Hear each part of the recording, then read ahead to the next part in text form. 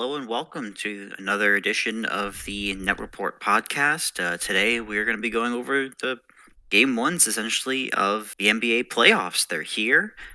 Everyone's for the most part has played, and we're going to do a quick deep dive into all the games after game ones have all been played. We're going to start just chronologically going over the game one matchup of the Orlando Magic visiting the Cleveland Cavaliers. And this was a particularly ugly game. Not that it was unexpected, but the Cleveland Cavaliers ended up winning 97 to Orlando Magic's 83, and the story kind of got told in the inability of the Magic to score. They shot 32% from the field, 21% from three, 63% from the free throw line. Even having watched it, they weren't getting terrible shots. They were getting pretty open shots every now and then, but they just couldn't really generate any offense. Paolo Banchero was really the only efficient person on the team, to be very honest with you, and even he was kind of struggling. Every shot it seemed like they put up, it just non-existent. There was a stretch, I think, in the second quarter where Mo Wagner was kind of generating some offense, but outside of that, he was their only bench scorer. Kind of just the story was told when Donovan Mitchell dropped 30 on this team. I mean, that's what they're going to need from this Cavs offense, but the Magic offense just didn't show up and they weren't able to score. I mean, there isn't much more to say about it than that, unfortunately. Yeah, I mean, this really was kind of a defensive battle, 90s-esque kind of game. I mean, when your guards, Jalen Suggs shot 4 for 16, Gary Harris 0 for 6, Markel Fultz 0 for 4, Cole Anthony 0 for 7. It was just absolutely putrid from their guards, and, even Cleveland didn't have a great shooting night. They shot horribly from three-point range. I mean, they only shot 8 for 30. I believe there was a stretch where they missed a ton in a row. I don't remember the exact number, but They made their first 5, and I think want to say missed their next 10 to 15. I mean, it really was one of those defensive ugly games, but that's what you're going to get with these two teams in the playoffs. Both are top 10 defenses, the Magic being third in the season, Cleveland's being seventh, and you got to grind out these types of games. I mean, Orlando's really going to have to turn it around if they want, and honestly, a lot of it's just making open shots. Gary Harris hits a couple corner threes. You have Cole Anthony actually generate some offense, and they're really in this game. So, I mean, it's tough to see, but I expect somewhat of a bounce back because I can't imagine a playoff team shooting 33% or worse again in a playoff series. It's just doesn't happen very often. The Magic will be the team to do it, but we're going to move on. Kind of an unexpected score with this next one, but the Phoenix Suns visited the Minnesota Timberwolves and walk away with a fat L. They lost 95 to 120. Timberwolves, for the most part, dominated this game, to be very honest with you. It shows 25 points, and it felt every bit of that the entire game. Jaden McDaniels, you won't see in the box score, but if you watch the game, you know that he essentially put Devin Booker in prison. I really don't know what much more to say about that matchup other than Devin Booker was a non-factor in this game because of Jaden McDaniels. Not to say Kevin Durant wasn't efficient. He was your normal Kevin Durant. But Anthony Edwards just absolutely lit up this game, dropping 33 points. In totality, 9 boards, 6 assists. He was him this game. He coming out party. Even Rudy Gobert was very effective, efficient. I kind of shocked that Minnesota was able to get it done game one like this. They kind of were just very, what's the word? Suffocating on the defensive end. That defense was definitely suffocating, and that's kind of been their identity all season. And you don't expect to hold a team like the Suns of all teams to 95 points only, but this defense got it done. I mean, Devin Booker, like you said, very inefficient from the field. Jaden McDaniels had him in prison, 5 for 16. Kevin Durant, of course, got his, but outside of that, I mean, there wasn't anyone crazily really getting theirs. This team's just a juggernaut defensively, and I mean, this is a Suns team that often struggles, especially in close games, and the fact that didn't even really get close, like, it's kind of crazy to me. I mean, even still, we saw struggles. No. And at no point in time did the Suns ever seem like they were going to make a run. Like, the Wolves just had the momentum from start to finish, it felt like. Yes, and definitely not the way I expected this series to start. But, I mean, if the Timberwolves have this defensive tenacity throughout the series, it's it's going to be very tough for the Suns to overcome that. So we'll see going forward, but I really love the positive signs we're seeing from the Wolves in game one. For sure. I'm very happy that they were able to win game one. I'm always rooting for these young teams to take these games early. I think it's good for them to build on good building blocks. We're going to move on to game of the East. Philadelphia 76ers drove into the New York Knicks home Madison Square Garden. And for a while there, it was a back and forth competitive one up until about the second quarter when Joel Embiid went and made a just absolutely ferociously nasty one-handed Hmm. dunk, landed on his knee pretty awkwardly. It looked pretty bad. He didn't come back in the second quarter. Knicks used that momentum and just went on a massive, massive run to end the second quarter. Third quarter opens up, then Embiid comes back out. Philly looks like, okay, they might take this thing. Game's kind of back and forth until the fourth quarter, where things kind of just fall apart. 76 just keep sagging off of Josh Hart, and Josh Hart made them pay every single time. Ended up getting 22 points in the game. And the Knicks win 111 to 104. The story of this game is that, to be very honest with you, Joel Embiid just was not great in the second half. He looked amazing in that first half, and once he came back in the second half, I want to say, only scored about 7 or 8 points. Was like 2 for 9 or something, and just overall looked just unaggressive. We talked about this earlier, you and I. He Hmm. was there. He didn't look slow, but just very Looked a little not out of aggressive. it. He was settling for 3-point shots and jumpers, and that's just not what you want to see from Joel Embiid. We knew what the Knicks were going to do. They were going to dominate the boards and the glass, and they did. They out rebounded the 76ers by 22 rebounds. We knew that's what was going to happen. 23 offensive rebounds, Chris. Hmm. The Knicks had 23 offensive rebounds. Like, that is, whew, Definitely insane. And another thing I want to point out for the Knicks too, the production from, well, one, like we said, Josh Hart, but bench, Miles McBride as well. Like, just absolute game massive. changers. Josh Hart obviously in the starting lineup, but Miles McBride off the bench, 21 points. Not someone you're expecting to get a huge punch like that from. And it made all the difference today, especially in a game where Jalen Brunson shot 8 for 26, not the most efficient performance. And they were able to ride that momentum after that Embiid injury. And this series is kind of flipped on its head now because now we're not, I mean, we've never really known the status of Joel Embiid and his health going into this series, but it just gets even worse as it progresses. And this game really feels like the tone setter for New York. And it's not looking good for Philly right now. Like I said, game one overreactions, but much needed win for the Knicks, especially given the circumstances. Would agree. As this series progresses, as much as the starting five for each of these teams is going to be important, the bench production is going to be massively important. 3 points just from Batum, 4 from Reed, nothing from Campaign, nothing from Buddy Hield from the Hmm. 76ers. Whereas the New York Knicks ended up getting 42 bench points. Hmm. That's Absolutely insane. you combine that with the 23 offensive rebounds, like that's just winning basketball. I get that they only won by 7, but those are the good fundamental winning basketball things that are going to carry throughout this series. It's going to be scrappy every game. I don't expect a single one of these games outside of an injury taking place to be a blowout, but I'm looking forward as this continues to progress. Most certainly. Then we move on to our last game of day one. Ended up being quite the barn burner towards the end, but it was the LA Lakers who marched into Denver, the Mile High City, taking on the Nuggets, and they walk away with a loss. 103 to 114. Denver comes away with the win. I'll let you lead this one off, but it's pretty clear why the Lakers lost this game.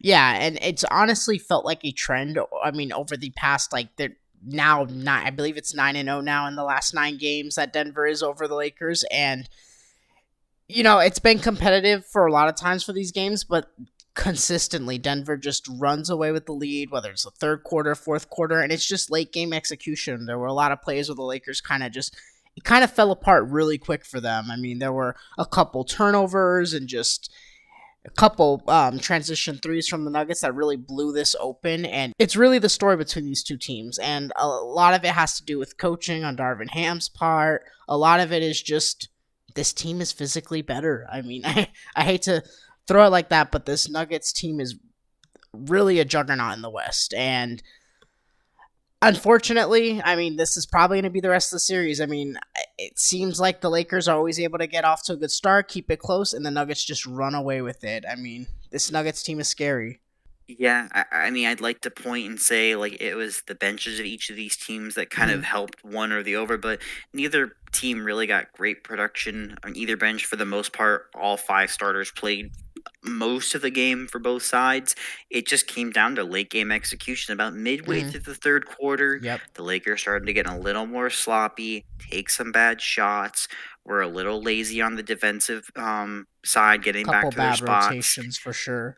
Definitely some bad rotations. And when I say the Nuggets are the best team in the league, I mean it from like they're fundamentally they're the Patriots of old for the NBA. Like they're just from a fundamental standpoint, they just do everything right.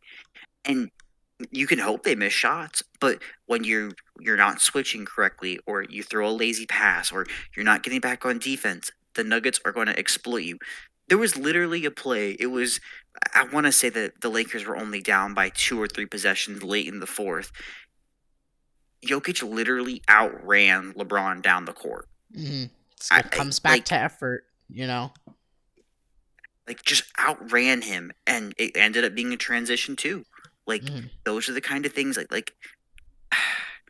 it's frustrating. The Lakers had this game for the taking. It would have been a huge momentum if they had taken this game, but ultimately, this is what I feared for the Lakers. I Mhm. think they're going to win some games. Sure, they can win a game or two against this Nuggets team. I expect all these games for the most part to be close, but it, when the fundamentals aren't there, and it doesn't help that D'Angelo Russell shot 6 for 20, but like that's not at the end of the day. That's not why they lost. Mhm. Like it's the fundamentals. Like LeBron turned the ball over 7 times.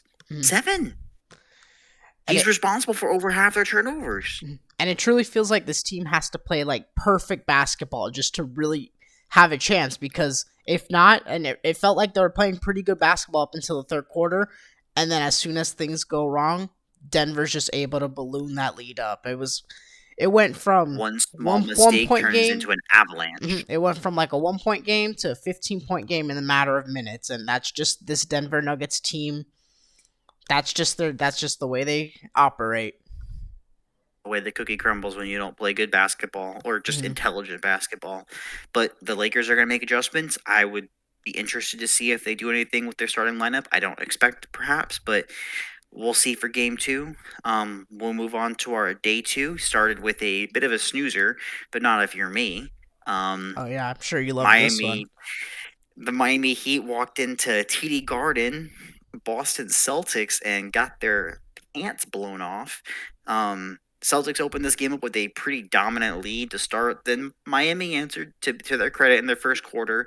And then Sam Hauser entered the game in the second quarter and made three threes in a matter of 4 minutes, made a fourth 3 minutes later, and the game was never close again. Hmm. It shows that it ended up only being a 20-point deficit at the end of the day, but it was Doesn't do like it 25 justice. 30 for Hmm. no, it was the starters got a little lazy in the fourth and they didn't really seem to care, but for the Celtics at least, but this the Heat have nothing. Like Yeah, come on. it's tough without Jimmy. I mean, and to their credit, I mean they got the eighth seed in the play-in, but you're not winning without your arguably your best player, and it's just, especially in Boston, they got out to that early lead. There was no looking back. Once they got out to that lead, there was no chance for Miami in this one. And I'll be honest, I'm probably surprised if they even get a game in this series, if unless Jimmy Butler miraculously comes back, which probably not going to happen. So Like it's tough. It's a Tatum was terrible offensively. hmm I think he made was like 1 for 8 or 1 for 9 from three, and they still still had a blew triple them out. double, and they still blew them out by 20 Hmm. because there's production across the board. Hmm. He's not scoring. Okay, well Porzingis is going to eat up your zone, Miami. Like you go zone against Porzingis, GG's. Just Yep. there's nothing you can do. Like they got Porzingis for Miami. I'm a happy camper though. At the end of the day, this is going to be a whatever series. I again, like you said, I'll be shocked if Miami gets a game. Hmm. I hate to say there's going to be a sweep, but this is my most obvious sweep if Yeah, we're going to and, be and honest. kudos to Boston for handling business too, because I know there's people who still have their doubts about them, but it's looking like a new Boston team, and they're handling business so far. I mean, I expect a very quick series. God, I hope so. I can't handle another long series. But today was full of a lot of blowouts, unfortunately. It's kind of been National the theme Blowout of the entire, Association. literally, in what I thought was going to be a blowout, but in a different way. After they said Kawhi Leonard was officially inactive for game one, the Clippers basically manhandled the Mavericks, Hmm. winning 109-97. And I promise you that does not do it justice. Not at all. Not at all. Dallas had an amazing second half. They did. They played great in the second half, but when you score 30 points in the first half and specifically 8 points in an entire quarter, that's how you lose a game. Hmm. Like, And it it's doesn't help. It doesn't help that James Harden was able to turn back the clock. He was able to do whatever he wanted in that first half. I believe he had 20 in the first yeah, half or something around those something like lines. that. Yeah, And I mean, Russell Westbrook looked incredible in that first half as well. They really just completely dismantled this Mavericks team. Like, that score does not do it justice. I believe it was like 52-28 or something ridiculous like that in the first half at some point. They were up by like yeah. a It was wide 56 to margin. 30 at the end of the first half. Yeah, So and I it mean both Kyrie and Luca played great. Like mhm. they didn't. Neither of them had a great first half, but they both played amazing basketball. Like they had amazing games. Unfortunately, the rest of the team did not. Like they had 97 points, and 64 of them came from those two guys. Yeah. So that'll tell you how much production they had from the rest of the team. I don't know if it's bigger that the Clippers won or that the Mavericks lost. I think it's bigger that the Mavericks lost and the Clippers actually Mhm. winning this game because Especially without this was Kawhi.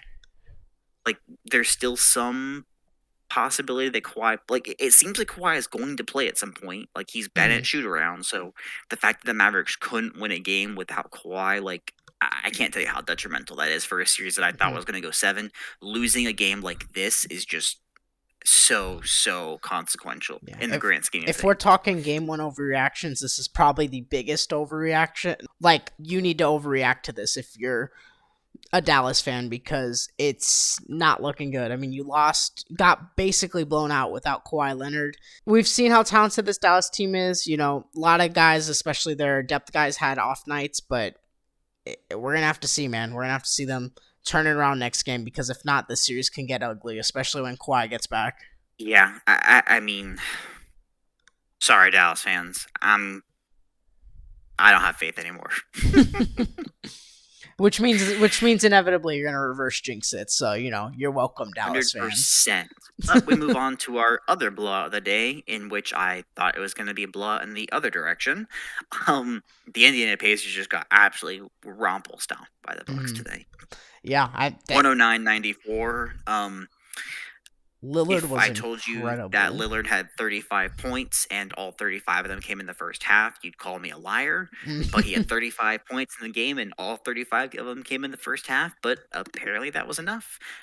This team just put on an offensive masterclass. Mhm. They didn't. Their shooting percentages aren't eye popping necessarily, but they got it done. I mean, they rebounded, they passed, they didn't turn the ball over to a great degree, and for the most part, they just played very solid, good defense. Pascal Siakam was really the only person in this game that kind of got it going. He was kind of bullying Bobby Portis for most of the game, but no one else on that Pacers offense got it Mhm. going. It again, I said it when we were doing our previews. Mhm.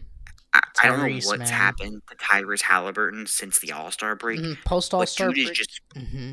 yeah, post All Star break, like Tyrese Halliburton's Not just not the aggressive same enough guy. at all. I mean, it 7 shots, 7. 7 shots from your best player is honestly inexcusable either way you look at it. And he's the type to pass first and whatnot, but you cannot be that passive, especially against a Bucks team without Giannis. Like, this is a team that's allowed a ridiculous amount of points to guards over the season. I believe they're like, when it comes to defense against guards, they're one of the worst in the league. So to be that passive is just honestly unacceptable. And, you know, Pat, ironically too, Romo. because the Pacers are one of the worst defensive teams against guards as well. Damian Lillard goes off for 35 in the first half, like you said, because he was just able to take advantage of that porous defense. I wasn't expecting this from the Bucks, especially without Giannis. I expected them to maybe keep it close, but my goodness, man, this is bad for Indiana. Oh, it's massive. I mean, sub 40% from the field, 21% from three, sub 70% from the free throw line. Like, and they again, they rebounded, they passed the ball pretty decently. Uh, This game should have been theirs for all intents and purposes, but I need to see a huge game from Halliburton in game two, or Hmm. I also might be willing to say gentleman's sweep for Yeah, this one. and that might be being nice because it's already not looking good without Giannis, and Giannis will probably, hopefully, come back sometime this series. I mean, I'm just guessing, but I would anticipate probably game 3 or 4 ish because, you know, maybe The if we're being reality is optimistic. nobody knows. Yeah, and if they're handling business, he might not even have to return this series, which is insane because That those would be calf huge. injuries That's can specific. be. That right there. Mhm. That right there. That would be huge for him and the Bucks. Yep, calf injuries are no joke, especially. I mean, we've seen what happened to Durant in 2019, and Ask Kevin Durant. Yep. mhm. Ask Kevin So Durant. if he can sit out and relax, whoo. But let's not get too ahead of ourselves. It's game one overreactions. But We sure do love wow, game one overreactions. And move over to our last game of game one matchups. The Oklahoma City Thunder squeak out a win at home against the New Orleans Pelicans. They seem to kind of just keep it close the entire game, but 94-92.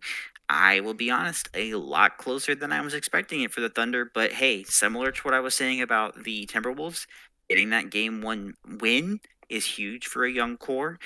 Neither team was particularly effective or efficient on the offensive side of the ball. Herb Jones was great defensively once again. He put everyone in prison for the most part. But at the end of the day, the better team wins this. I really don't have much more to say. It was ugly basketball, similar to the Magic game, but yeah, low scoring, Thunder went low scoring. low scoring I 90s s game. But that's playoff games a lot of times, and especially with younger, inexperienced teams. So I'd say give I it a few mean, games. And we're Brendan probably. Ingram, bro, I what mean, is going yeah, on? and 12 he's a points guy on who's at 5 for least. 17 shooting. He's a guy who's been in the league quite a bit. I mean, I don't want to say he's been here because he hasn't really been here, but still, man, you expect like he's the veteran of that team. But whew, man. Yeah, just awful shooting splits for the Pelicans. Sub 40% from the field, hmm 28% from three. It's not like the Thunder shot it crazy, but they still at least shot 43%, 31 from three. Shout out Trey Murphy at least. I mean, keeping it close. But yeah, I mean, huge for the But Thunder. Young guys get that first playoff victory. First step to finishing the series. But next time, let's not make it as close because to have the eighth seed fight tooth and nail with you is just a little scary after game one. But, that's game one overreactions for you. yeah, every single higher seed won game one. I'm sure it's happened No before, but that's still technical crazy. upsets, but not talking betting No lines, but no. technical. hmm But some betting lines were upset for Oh, sure. Before the definitely. game, the Pacers were a point and a half favorite. Which I thought was a little crazy. I mean, A little obviously disrespectful. 2020, Little but disrespectful. You always give the bump to the home team, I think. But hmm so, of the teams that are currently down 1-0, which of them do you think has the best shot at coming back and still winning the series? if I'm being completely honest, I know we just like took time taking them Roasted them. apart, like roasting them, but it's probably still the Mavericks. I mean, if we're being completely honest, it's just matchup wise. I mean, they're probably the team that matches up the best. Like I said, they're guys. They had an off game, but they're probably the ones with the best chance. I mean, maybe Philly if Joel Embiid is looking healthy, but that gets more and more murkier every single day. So those would probably be my two right off the bat. I mean, you can argue Phoenix just because of the high end talents. I mean, That's where I'm going to go. mhm, I'm going to say Phoenix because I just think they match up well against the Timberwolves. What I will say is for the Timberwolves to get that first win under their belts, huge for the that's young massive. core, It's confidence massive wise to get too. that first one. Jaden McDaniels played excellent defense, like I said. Anthony Edwards, excellent offensively. But Devin Booker's not going to be held down like that again. Bradley Beal's going to get his, and Kevin Durant's going to get his again. So you're going to lose. At max, you're going to lose, or at minimum, I mean, you're going to lose two games. Like I just think you're going to lose two games to the Suns. Like Kevin Durant's going to get 2 games. That's just the reality That's of what it. happened against Denver So, last year. anyways, this has been the Net Report podcast. We are going to continue to cover the NBA playoffs as they continue. If you like to hear the content that we have been giving you and want to continue to hear us talk about the playoffs, please like, subscribe, share with your friends, moms, dads, brothers, girlfriends, boyfriends, your dog. Throw it on while, they're running around with squirrels. But my name is Jacob. I am the long lost son of James, the NBA All Star Young, and this is my co host. Yep, my name is Christopher. Thank you for tuning in as always, and stay tuned for more NBA content.